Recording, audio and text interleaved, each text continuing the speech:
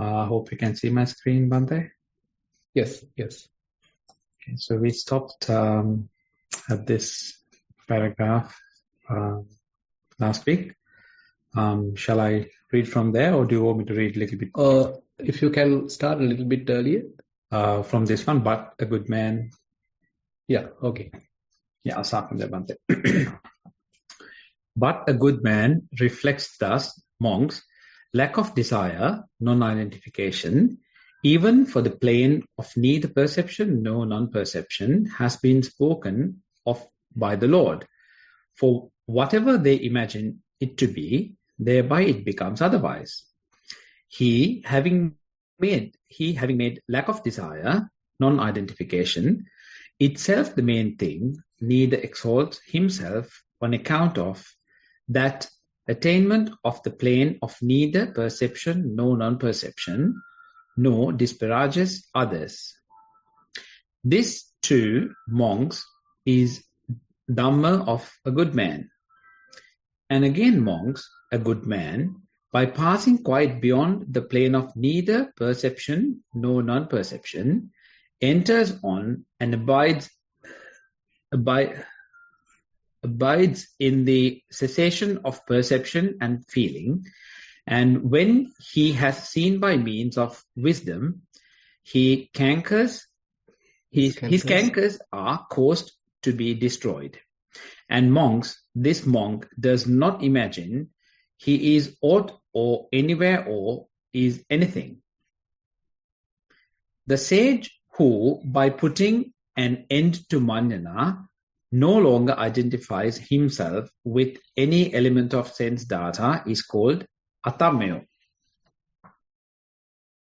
Patikyan padanava sotadiso lokavidu sumedo sabbesu dhammesu atammyo muni.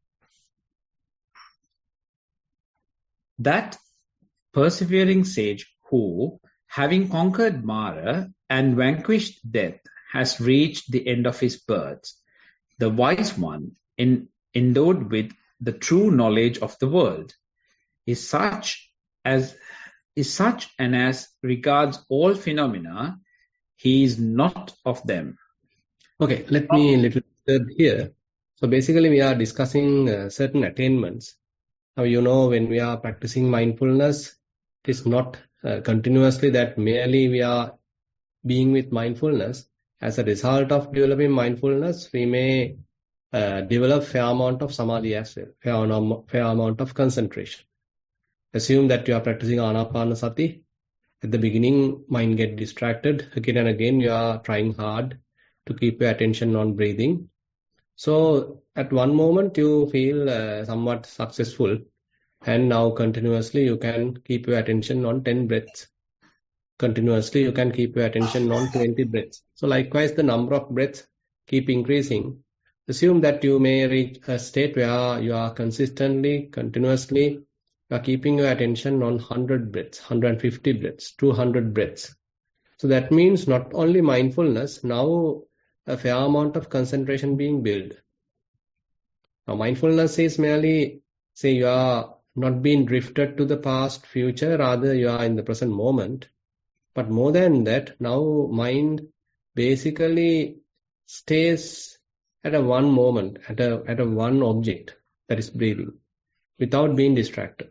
Suppose that you are doing, say, walking meditation. There also, say, continuously you can go around the walking path without being distracted. So wherever you want to keep your attention, you can successfully keep your attention. That means there's a quality being developed other than mindfulness. There's a quality being developed in the mind where mind get fairly restrained, fairly concentrated, fairly focused on where we want. Now this we start recognizing. There's a kind of a quality now available in the mind. It is not quickly being distracted. Rather, now mind has the capacity to stay at a given object. So when this is being developed, one probably can reach, say if you are practicing anapanasati, you may come to a level where for a long time you are keeping your attention on breathing. And if you are talking from the tranquility point of view, samatha point of view, you are again and again, you are applying your mind to the breathing, and you are keeping attention there and very much like touching the breathing. You are like very much like, say, investigating the breathing. And now a certain amount of success is there, so you feel happy, you feel contented. Maybe even rapture can happen, can arise, and body feel lighter, the mind feel lighter, you feel little blissful, and there's a continuous concentration. Now these factors are now available. Sometimes we call as the jhana factors, the concentration factors. Vitakka, vichara, piti, sukha, ekaggata. That means the applied mind, sustained attention, and then rapture, comfort or happiness, and then the concentration, focused attention. Now when they are present, now we can safely say, okay, your mind has fairly concentrated. So it can vary what depth, what you have achieved. Someone can achieve certain amount of depth, another one can achieve another maybe higher depth. So samadhi can vary from where you are, in the sense that how deep you have gone. So therefore, even in the first jhana, there are different levels available, and certain other techniques are also available. Not only anapanasati, maybe even using metta, you can attain first jhana. Maybe using say karuna, you can attain first jhana. If you are practicing say upekha, probably you can attain first jhana.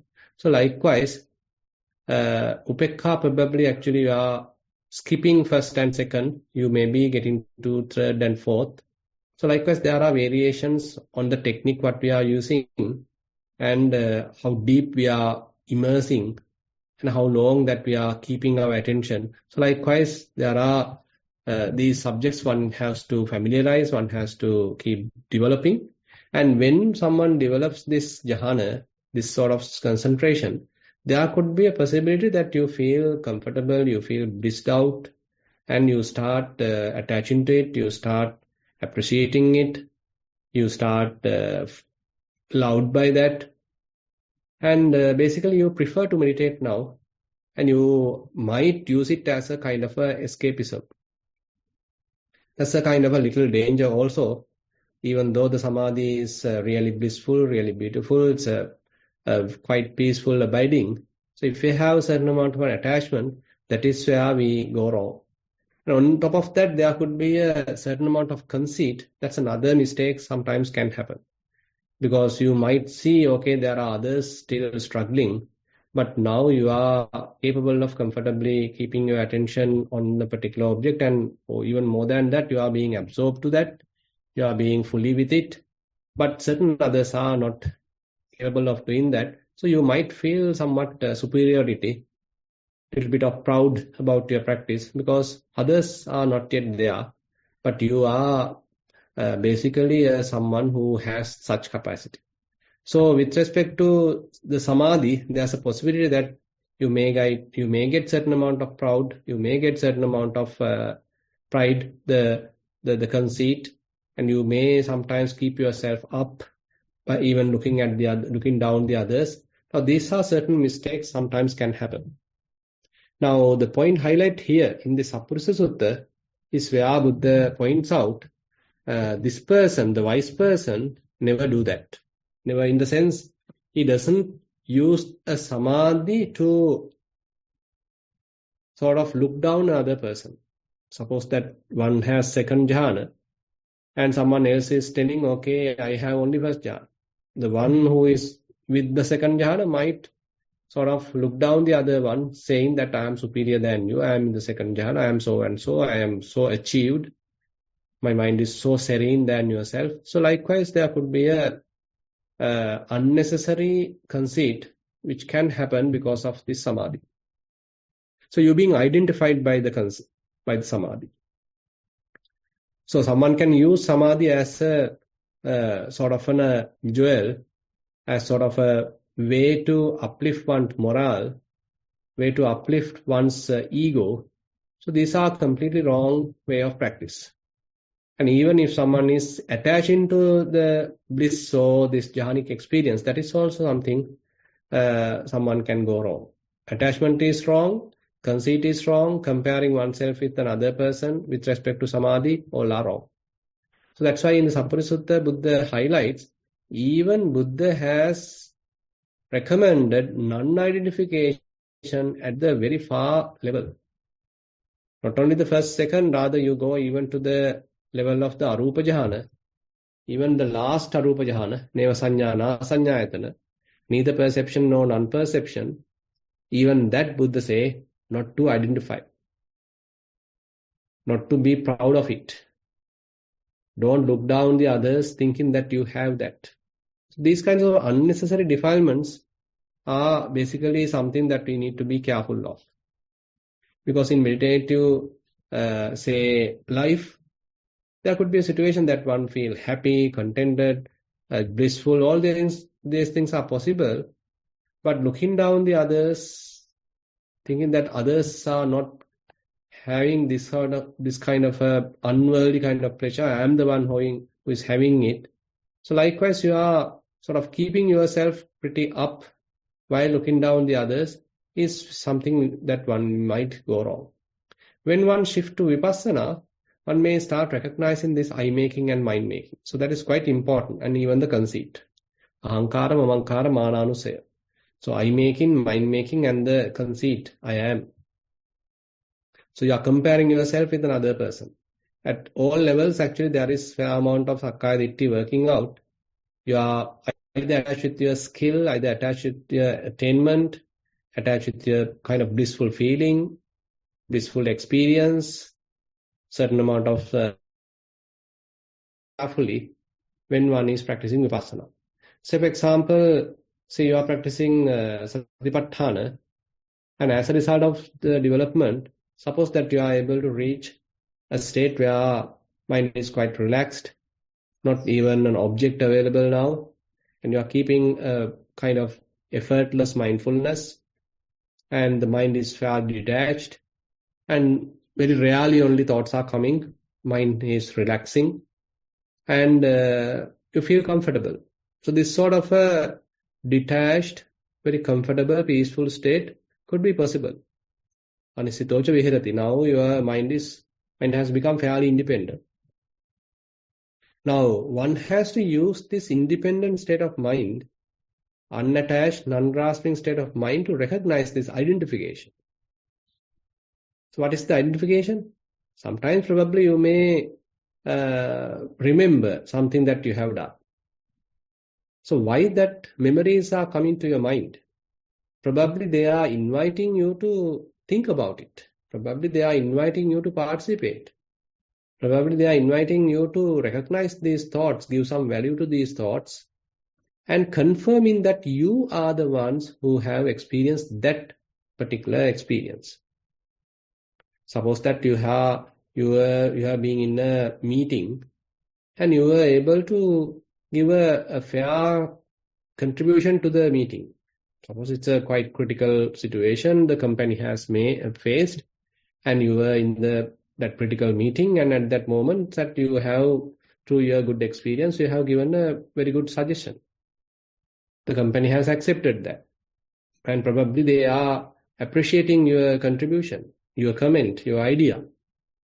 Suppose now the meeting is over, you come back home, maybe even after a couple of days, so that memory can pop up in the mind, and it feels happy, you feel uplifted, and you are feeling sort of morale, you are feeling sort of as a person, as an important person. Without you, the company might not be able to survive. So you are the ones who have given that brilliant idea. So now you are sort of remembering that incident, how you have presented that, how others have appreciated that, praised that, how you being sort of highlighted. Now all that is creating a self, confirming that you as a person, confirming that you as an individual, so you as an important person, now all that contributes towards the sakkaya ditthi. And even more than that, maybe the asmimana. You are recognizing your experience as belong to me. I am there. I was there. So that's a big mistake actually we do. So we attribute a self, myself, to the past experience. I was there. I am the one who has told that. I am the one who has given that brilliant idea. Currently, you are thinking at the present moment, but the person representing the present moment is the same person. That is me. That is I am. Now, in the future also, I will exist. I may be given even a promotion. So I'll be existing in a very good manner, in a good position. So I'll be in the future as well. In the past also I existed. Now also I'm existing. Tomorrow, in the future also I'm going to exist. Now we get a false perception that I am available, I am existing, I am someone, I am a person, I am an individual, I am a very important person. So that wrong perception is actually confirming our existence.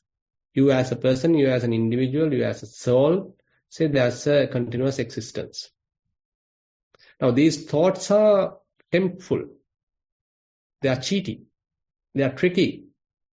These memories are coming and inviting you to participate, inviting you to confirm, inviting you to sort of encourage that memory. Think about it, even to magnify it, even to proliferate on it.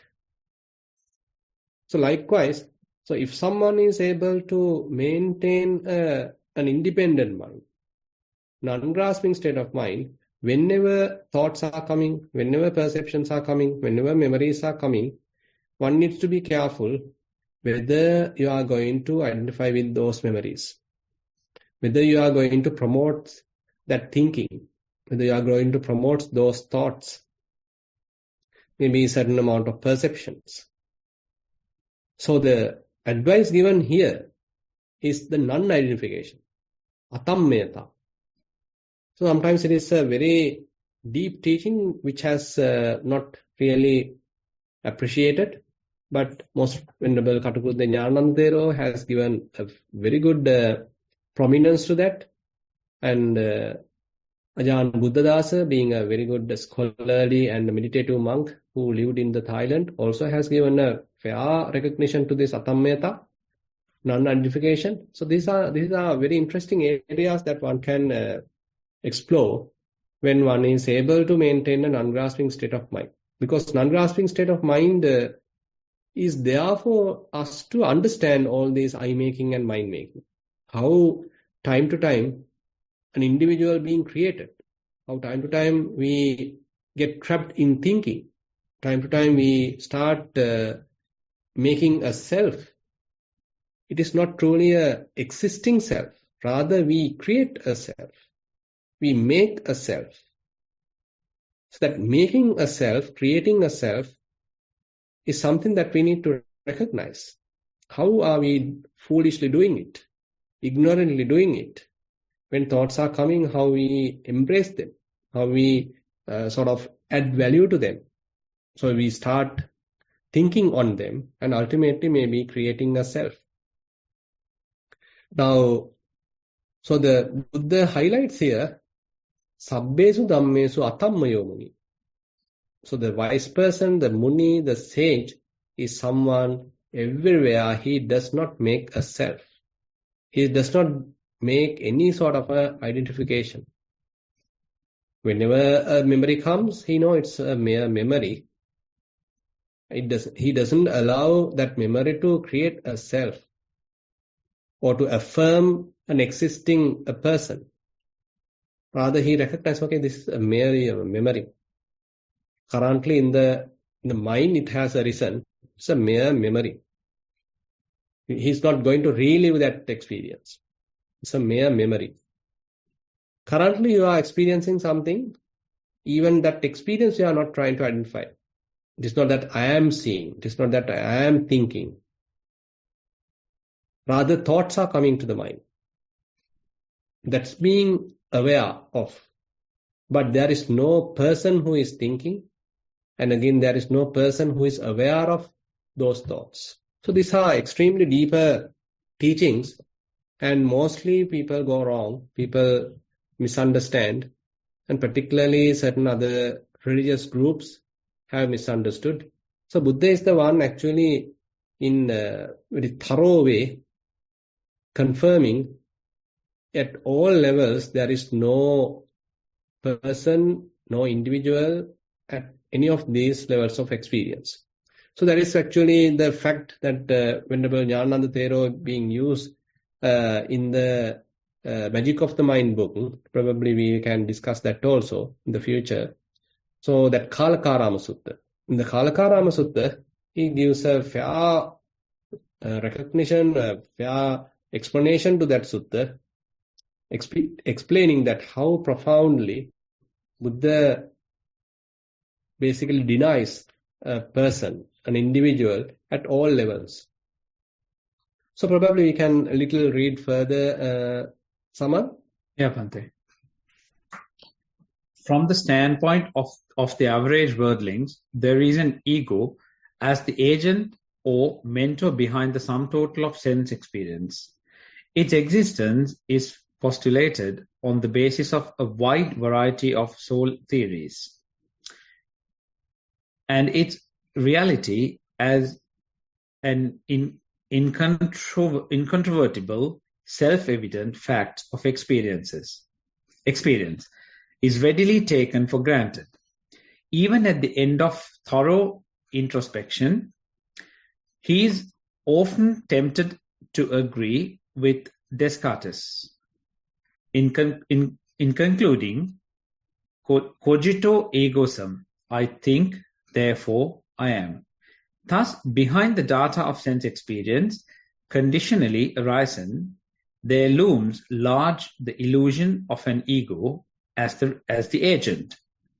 It is the root of Papancha San. Okay, give me a second, Saman. So here also very interesting point that Jnanananda Thero highlights. So at sense experience level, how one may create a self. Now say for example, you are say able to look at something. So you purposely watching something. Say you have watched a cricket match. So you are the ones watching it and you are now being a person, a fan, cricket fan, now watching it. That there may be a willful participation. There may be an intentional participation. And probably when someone is asking from you, did you see yesterday match? Yes, I am the one. I have seen that. It's really beautiful. Our team has played really beautifully. They are quite talented. So you can give your opinion because you have seen that. So basically whatever that sight, what you have seen is something that you can use to create a self. I have seen that. I have properly seen that. I have seen that from the beginning. I watched the match from the beginning. Everything I have seen. So you can even create a story out of that sight. And you can create a self being that you are the ones who has seen. And if say that you couldn't see it, then probably you are telling, oh, I missed the match. I couldn't see that. My mother went sort of fallen sick, so I have to take her to the doctor. So I couldn't see the match. So now you are worrying about that you are unable to see the match. And you feel that it's quite important to see the match. So you have to make it something important. So likewise, whatever the sights that we are seeing through our eyes can make something significant. We can make it quite significant. And we can identify with it, we can give some value to it. And you can say that I am the one who has seen it. So based on that sight, you can create a self, an ego. So likewise, all these sights, sounds, smells, tastes, tangibles, and thoughts we are using to create a self. As here the Descartes is concluding, cognito ergo sum. I think, therefore I am. Now, thoughts are coming to the mind, but we interpret it as, so I am thinking. So there are thoughts. The thinking is going on. So I am the one thinking. So therefore I exist. So thinking is there, thoughts are there. So therefore there should be someone who is thinking. So that is I am. So this is how we prove ourselves. According to Descartes, so that is the way of proving an existence of a self. Someone even can argue, okay, I have seen something, okay, so I exist. I am the one who has seen it. I was there. I was there at the right time, at the right occasion. So I was able to properly see it. Probably you are hearing a certain amount of sound, maybe music or whatever, someone's argument. So I was there. I have clearly heard that. So you can claim that I am the one who has heard it. So you can create a self out of what you have heard. And similarly, what you have smelled, what you have tasted, what you have, experienced through the body, and what you have even thought. Some ideas came to your mind. So you can recognize, okay, this is my idea. This is my brilliant idea. Your idea is not good. My idea is much better. My idea is superior than your idea. So you can even argue, you can even look down on another person based on the thoughts coming to your mind. So we tend to recognize thoughts, as my idea, as very important idea. So likewise, when thoughts are there, we don't merely consider them as mere thoughts. Rather, we consider them as I am thinking, so I exist. So these are my ideas. These are my understandings. So these are my realizations. So likewise, even people at the spiritual level, they start claiming, telling, creating a self. So kind of a trap. So if one is able to minimize that, not only in the sitting meditation, not only in the walking meditation, while you are engaged with daily activities, whenever thoughts are coming, whenever memories are arising, whenever thinking happens, whenever future-related thoughts are happening, if we are vigilant, if we are quite wise, there may be a little chance for us to minimize this I-making, minimize this egocentric thinking, this kind of personal kind of comparison. I am here, you are there, I am better than you, or I am similar to you, I am equal to you, I am inferior to you. So you do a kind of a comparison. You create a self here, and there's another person there, so you create a self there as well. Someone else is there. So you compare these two people now. So all these comparisons lead to fair amount of defilements. So if we are practicing Vipassana more and more, while keeping the mind fairly unattached, non-grasping, so we have to carefully recognize all these I-makings and mind-makings. So Buddha's advice here is to avoid any kind of a identification. That is the atammeta.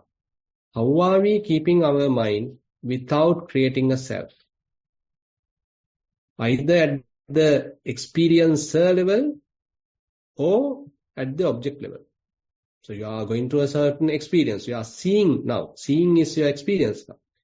So are you identifying yourself as a seer?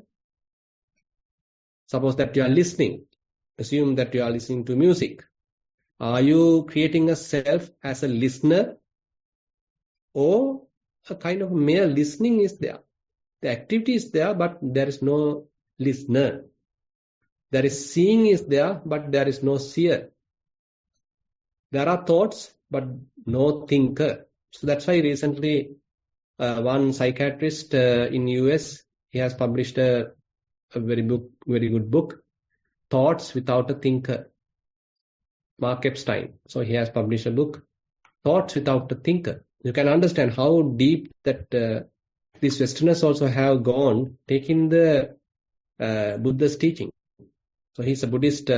He's using Buddhism or Buddhist teachings to do his profession. So basically, he has absorbed all very beautiful teachings from the Buddha, thoughts without a thinker. Thoughts are there. Now, completely against this Descartes' teaching. So Descartes is telling, okay, there are thoughts. So here I am thinking. I am the one who is thinking. But now Mark Epstein is telling, okay, thoughts are there, but there is no thinker. Okay, I think we can stop at that point. Later we'll get into the next some subtle point on the proliferation, and we'll discuss that on next time. So with that, we'll conclude the book reading part today, taken from the Concept and Reality book by Most Venerable Katakurunde Nyananda Thero. Now, if you have any question related to this discussion, or if you have question related to, say, your practice, we can have a discussion now. Today we have 5 questions. Right. First question is Dhamma question. Dear Bhante, the more I learn about Prapancha, the more I find most of our lives are spent on Prapancha and in the fantasy world feeding Prapancha. We can identify Prapancha in the gross form as per your examples, but once started, it becomes very fine, and sometimes I cannot clearly see this is Prapancha and this is not Prapancha. Are all present moment thoughts based on the sense, not in the Prapancha category? Can Bhante give us some guidance on how to separate and observe these thoughts practically in a continuous manner? Much merits for your service. With metta, that is the end of the question, Bhante. Yeah. So basically, immediately we can't go to really subtle levels. So probably you can first stop overthinking. Because, sometimes we keep on continuously thinking, going on and on. So that at least we need to minimize overthinking. And sometimes we get into rumination. Okay, there is a particular subject. That particular subject, again and again you are thinking. Again and again you are thinking on a particular subject. Rumination. That is also we need to minimize. So basically, so this thinking machine has to be given a certain amount of rest. So that is why in the mindfulness practice, you are basically giving fair emphasis on the feelings, fair emphasis on how you feel, how you being aware of. So for you to be aware of, you don't need thinking. Now, say for example, you are walking. So while walking, you are capable of recognizing certain sensations, how your leg is being moved, and maybe how the weight of the body being transferred, which is when we give prominence to that, so this thinking become faded away, thinking become less and less. Now very much like thinking has shifted to the background, it is not happening at the surface level of the mind. It is very much like murmuring happening at the background of your mind. So later, as you are continuing, probably even that could be stopped. You may have a completely silent mind. You are fully aware of the maybe breathing. Completely silent mind, you are fully aware of rising and falling. Completely silent mind, you are fully aware of walking. Various sensations. So if we can come to this level, that's a fairly good achievement where you understand, okay, there is an inner world or kind of a situation where mind can be stopped. Inner chatter can be stopped. You have given prominence to the experience, the direct experience, but right now you are not, say, completely being able to maintain that. Time to time still thoughts may come, but you understood, okay, there's a possibility. The mind can be fully aware of. In order to be aware of, I don't need thinking. I don't need thoughts. I can be silently aware of. So this is a eye-opening experience. Later, with this kind of awareness, with the silent awareness, when you do a close examination of various phenomena, insights going to arise. So those insights are further assuring you of this non-proliferation. And again, giving insights in the sense that you give an insight about the impermanence, insights about suffering, insights about non-self, insights about non-governability. So all those insights are further helping you to take away your mind from grasping. So rather than you are grasping, holding, and creating a self, now you know how to keep the mind fairly silent, fairly quiet, and again, no grasping. And you may feel lighter. Instead of feeling burdened, probably now you feel lighter. So these are kind of gradual way that you can continue. As we are continuing further and further, the proliferation has to be reduced. A second question, Bhante. It is a Dhamma sermon question. Dear Bhante, is someone's last moment the working of karma? What happens if one dwells in prapancha conceptual proliferation during the last moment? With metta, that is the end of the question. Yeah, it could be really hazardous. So that's what Venerable Sariputta highlights in the Baddhaka Sutta. You can read that Baddhaka Sutta available in the Anguttara Nikaya Chakkanipata, I feel. Let me find it out. So Baddhaka Sutta in the Anguttara Nikaya Chakkanipata. So he say about 5 or 6 factors which can cause a kind of unfortunate kind of death. Kammaramo hoti kamma ratu. That means endless projects. Keep on assigning yourself to endless projects. So even at the deathbed, you have a lot of unfinished jobs, unfinished business. So it can be a burden to your mind. So it can be an hindrance to your mind, forcing you for a bad death. And then Bassaramo hoti, bassaratu. That means too much talking, too much, chattering. Maybe inner chatter, maybe talking with others. Keep on chatting. Too much inner chatter. And you are a person who is too much talking. So that is also something burden in the mind, hindering the mind, covering the mind. That's also not a good sign. And then he say niddaramo hoti, niddaratu. That means you are too much into sleeping, spending fair amount of time on sleeping. That is also not a good thing. So you are unable to make a good deal from the life, good benefit from the life, because you have fair amount of time have been wasted in sleeping. And then he says sanganikaramo. That means you need some socializing, too much socializing. Talking with others, partying with others, chatting with others, messaging with others, emailing with others. Everywhere, every time you are entangled with others. Too much associations. That's also not a good way to die. And when you at the deathbed, if all these things are collapsing, all these things are now disintegrating, you feel collapse, you feel disconnected, and you feel abandoned, you feel lonely. Does not give a comfortable feeling to your mind.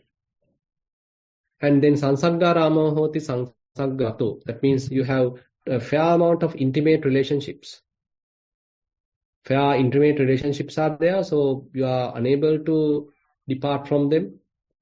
And it's giving a fair sorrow to the mind. So that's another cause, Venerable Sariputta say, not doing a good death. And last one is called papancharamo hoti papancharato. So if you are someone used to think too much, proliferate, overthinking, that is also not a good sign, not a beneficial beneficial factor for you to have a good death. Instead, if you are more into proliferation, it burdens the mind, it hinders the mind, therefore it can take you to a completely different bad destinations. So minimizing prapancha is a must in the vipassana. Back to you. Third question, that is a Dhamma sermon question. Bhante asked us to read Na Chetana Karaniya Sutta last time. Much merits if Bhante can explain these two, if possible, in bit more details. Silani Avipatisaratani Yata Bhuta Jnana Dassanam Nibbi Dattam. With metta, that is the end of the question. Yeah, avipatisara means non-regret. Now, say for example, if you are not keeping your precepts, if you are not keeping your moral conduct, So your mind starts accusing you, okay, you break that precept, the other person being disturbed, you being suffered because you are not keeping up to the standard, you are not maintaining a moral conduct, you are not maintaining ethics. So likewise, you feel uncomfortable, you feel regretting about what you have done. On the other hand, if you are maintaining a good moral conduct, a good precepts, and then actually it's giving you a strength. So it tells you, okay, you now have changed. Unlike previous days, now you are quite responsible. Now you are maintaining good moral conduct, and others are also happy. They start trusting you, and you are also maintaining a good relationship because others trust you. So likewise, you feel comfortable. Instead of regretting, now you feel happy about your conduct. So this avippatisara means that the sila, the morality, leads to this non-regret. Instead of regretting, you feel non-regret. There are less grievances, less regrets in your mind. And then yathabhuta jnana dassana nibbidatham means that this understanding, this vipassana knowledges are all should lead to detachment, disenchantment. Rather than you are sort of attached to the life, you are exaggerated to it, you are sort of absorbed to it, into it, so bounded by it.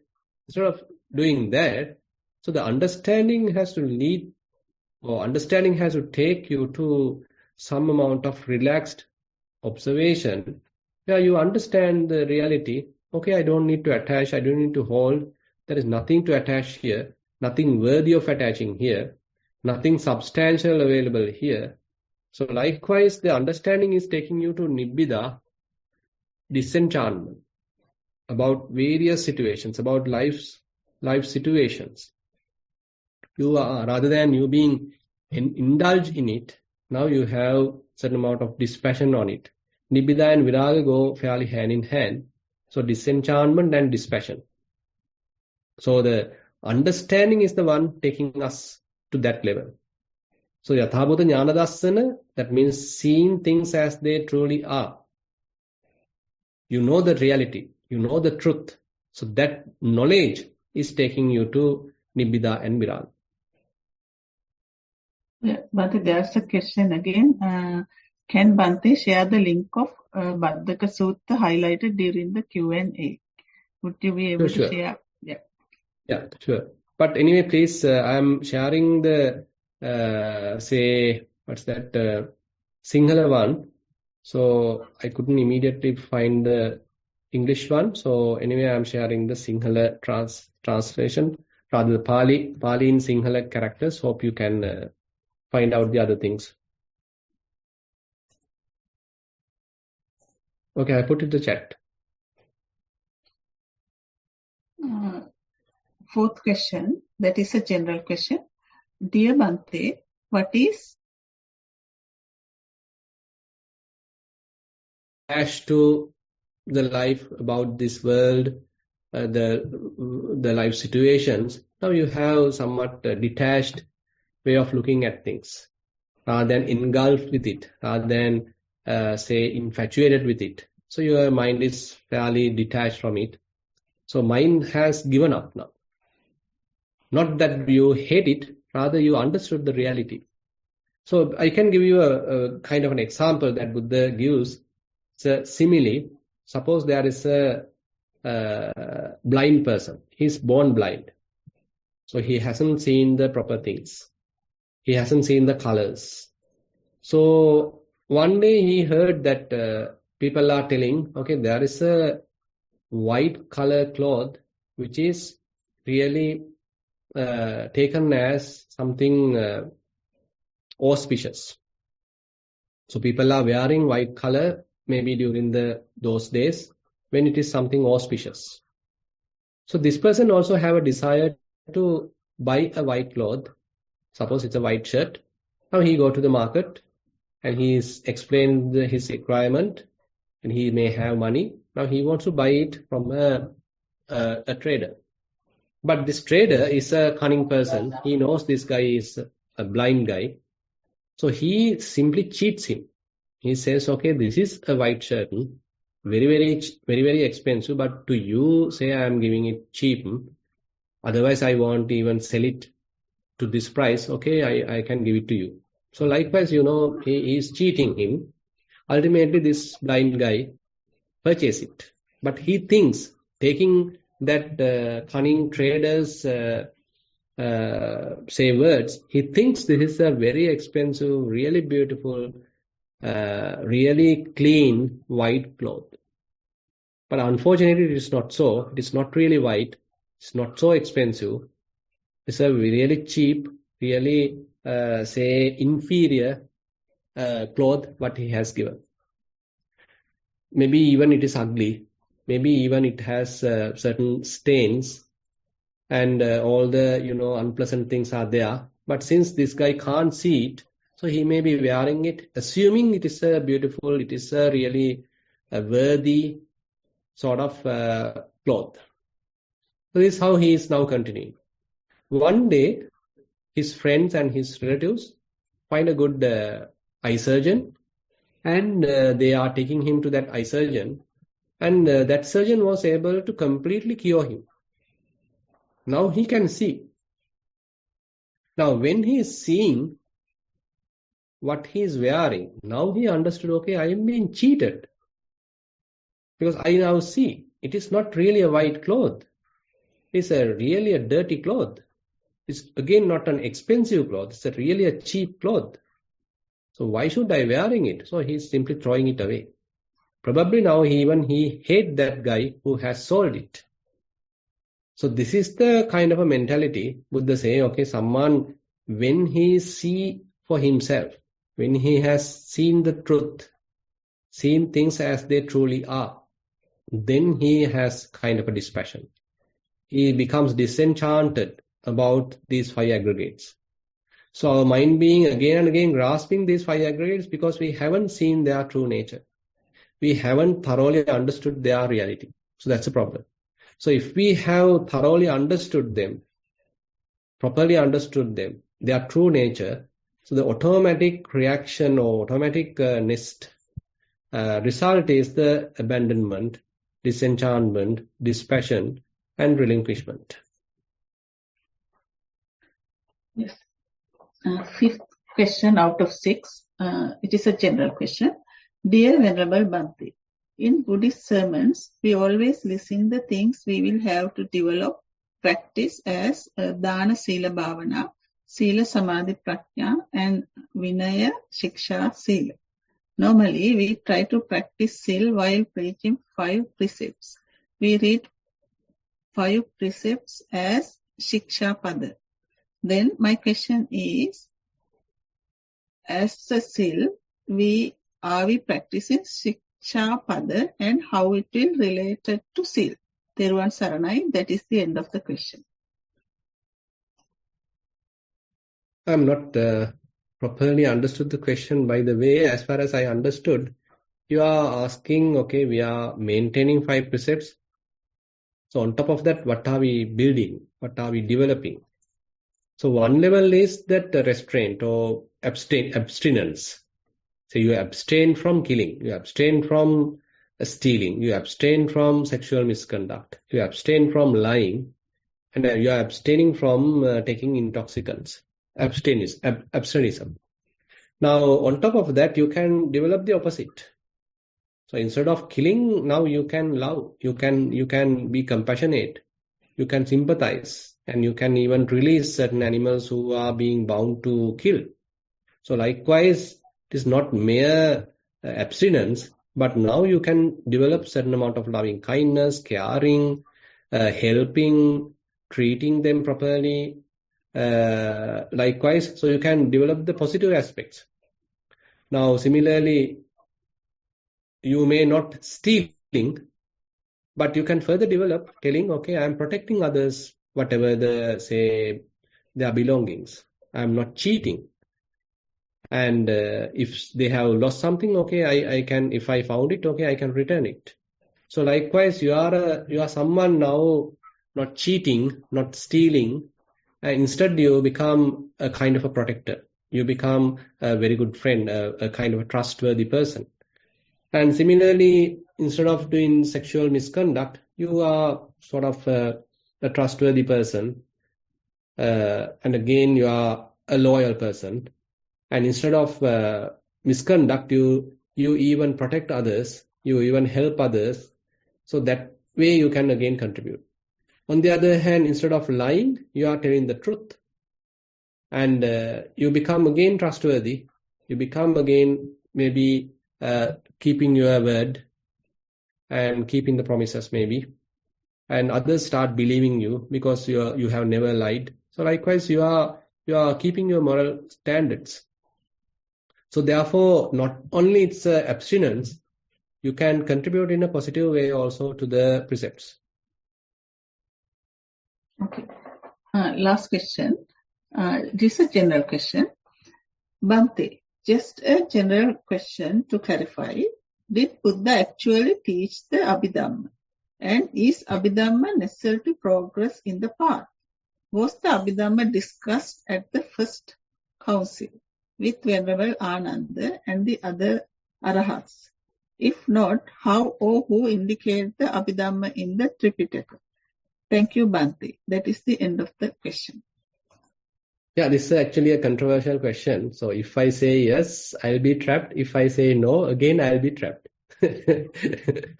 So rather than giving a true or false answer, I'll give you a kind of a general answer here.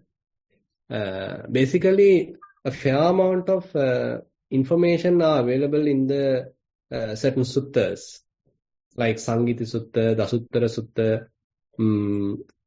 There are a fair amount of information which can give a kind of a background, foundation for some gathering of information.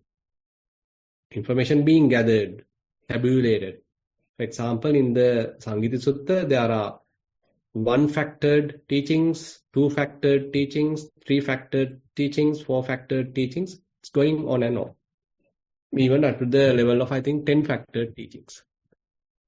So it's a kind of a base that, say, in order to tabulate, you are developing kind of a schema.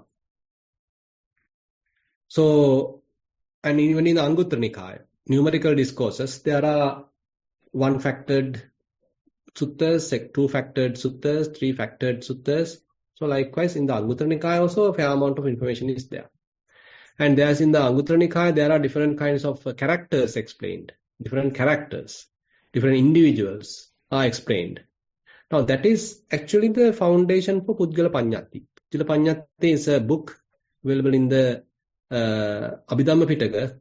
For Puddgala Paññatti being based on this fair amount of Anguttara Nikaya Puddgala Bheda, Puddgala discriminations. So the individuals are being categorized and a fair amount of information is there. From that, so someone can come up with a schema, a kind of a table, a list.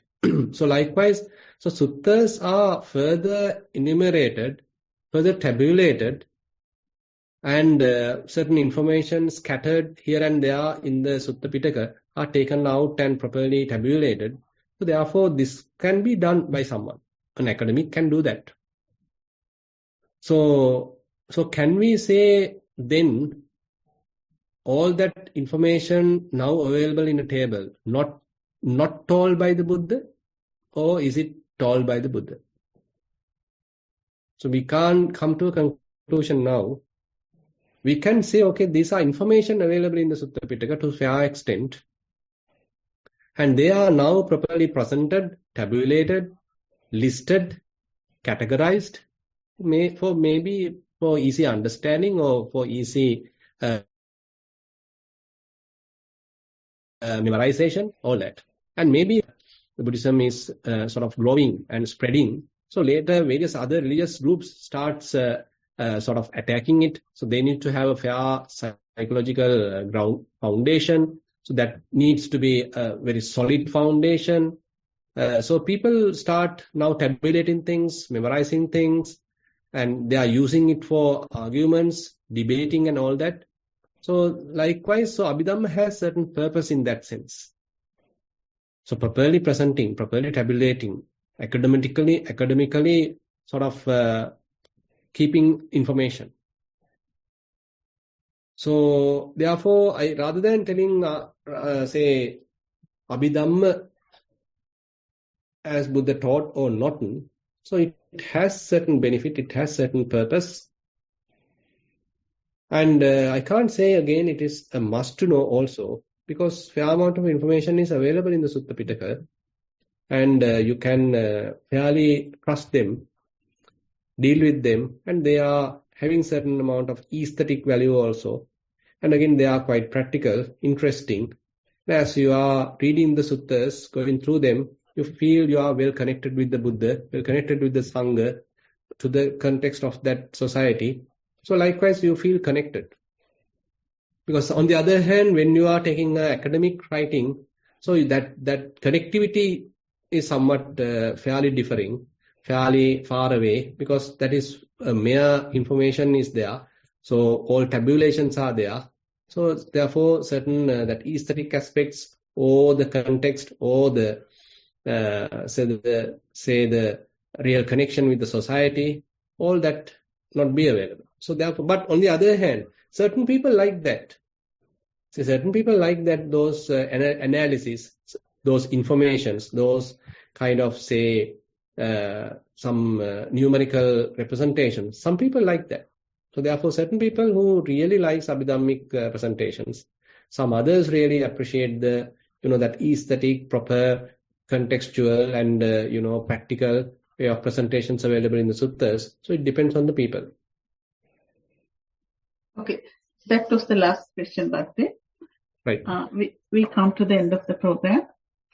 And first, I would like to thank Bhante for his valuable time. Also, we would like to pass our merits to everyone, both seen and unseen, who are enabling this program. And we pass our merits to all the participants for joining the program. With that, I would like to conclude the program today. Thero Saranai. Sadhu, sadhu, sadhu. Yeah, Thero Saranai.